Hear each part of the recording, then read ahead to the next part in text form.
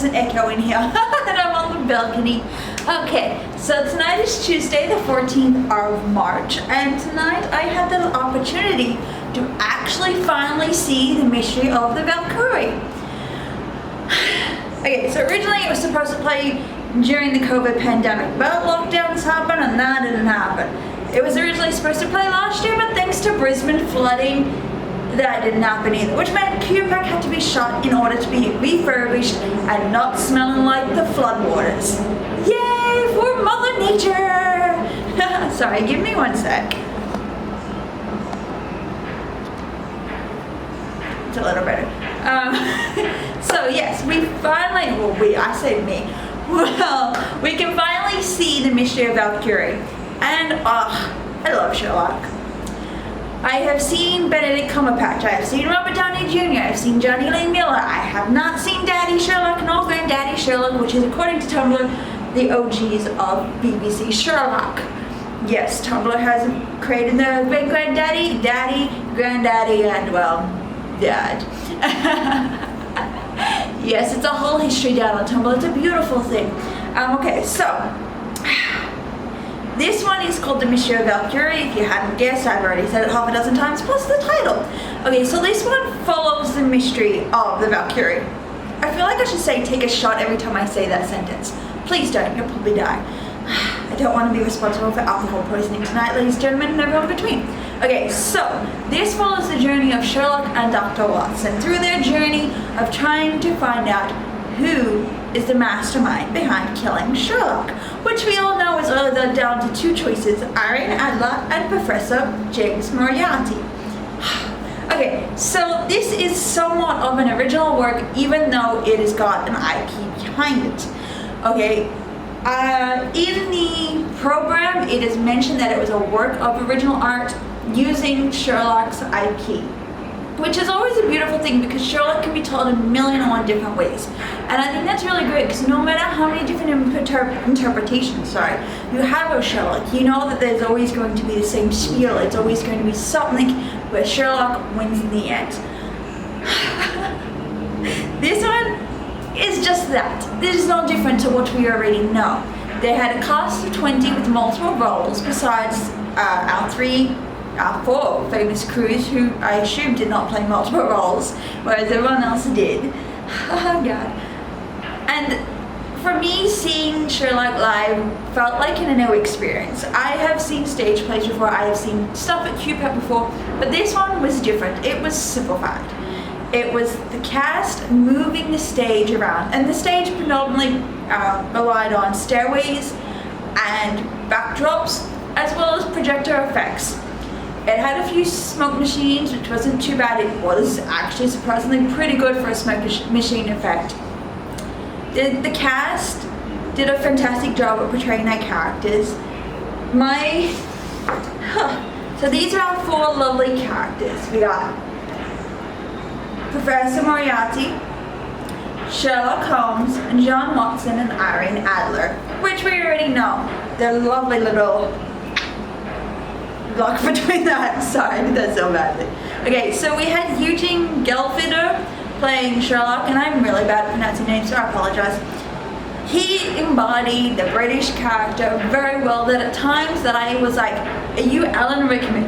Are you Bill Nye? Are you... Who did it play? Was it Ian McKellen who played Sherlock in Holmes? I was just like, this guy is like British stage royalty. He cannot be an Australian person. I'm just trying to read where he's from. But no, I was like, he's gotta be British. He's embodying British actors who are quite famous for stage plays, who originated on stage plays and have now got key roles in cinema history. And so Eugene did a brilliant attempt at bringing Sherlock to life that I was so absorbed into his magic that I was like, I don't care how many interpretations of Sherlock I've seen, there's this man and he is holding the key to the character that I love the most. We had Anthony Gooley playing Dr. John Watson. John is, well, John. We all know how John Watson is. This story tells it a flashback in a sense, and John is essentially the narrator in moments where we can't see what necessarily is going on. And he He's just like the rest of us. I think that's what we love about John Watson, is that he's just us, but in one person. And Anthony does a fantastic job at it. We had Brian Roberts playing Moriarty / Ames. Now, I find it, like, I like Moriarty and I like the intrigue behind Moriarty, because the whole point of Sherlock is that there's Sherlock and there's Moriarty, but I felt like he was quite hard to use, or maybe in the sense that I've seen too many stories where it does revolve around Moriarty that I'm like, this one feels a bit different. This one felt like, oh, I already know what cat and mouse game I'm getting, and the cat's always gonna win.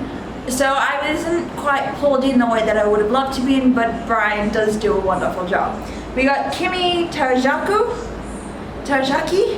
I'm really bad at names, I'm sorry. She plays Irene Adler / Mary Watson. Mary Watson only has like 5 minutes of stage play, so Kimmy is essentially Irene for the rest of the play. We all know that Sherlock and Irene are an on and off thing, and it's a complicated history between these two. But this stripped away what we knew about Irene and played it as if she was a fresh character that we had never seen before. And I think Kimmy did a fantastic job on it, because I'm like, she made me believe that she was Irene Adler. She made me believe that she could just be this new character that I had never seen before. Even though Irene is quite a key role in various Sherlock adaptations, including Arthur Conan Doyle's books, which I always struggle reading with. No matter how far I get, I'm always like, I have to go back to this book on page 1. So we've got also several key characters. Helen Cassidy played Inspector MacDonald. So instead of Lestrade or various key characters from Scotland Yard, Inspector MacDonald was there. She also played Mrs. Hudson, both again key characters, alternating between the two. I mean, it's a character. Bringing in a different character, embodying multiple ones in a one role. Danny Brown plays Sergeant Turner / Herr Skelter. Sergeant Turner is part of the Scottish Yard. Herr Skelter is one of the bad guys. Jackson McGovern played multiple roles. Darcy Brown, Mycroft Holmes / Freddie Meyer. Mycroft felt a bit underused. I mean, we know who Mycroft is, so I kind of was like, oh. But I just felt like he felt forced to be on the stage. When he played Freddie, it was just like, okay. And they alternated purely because Freddie doesn't really have a key role. Rowan Chapman played Daniel Boham, Moran, and Charles Scrivener. Again, we know who Moran is. He's Moriarty's right-hand man. Sarah McIntosh played Claudia / the prostitute. Essentially an extra role. Look, like I said, the play was brilliantly done. It's using an existing IP, taking what we know from Sherlock Holmes and trying to make it their own. And the characters made it believable. It's really funny, even though I know Sherlock's story and I know the world that Arthur Conan Doyle tried to create for readers of his time, not necessarily for future generations, but definitely of his time, I felt like this story did its best, and it's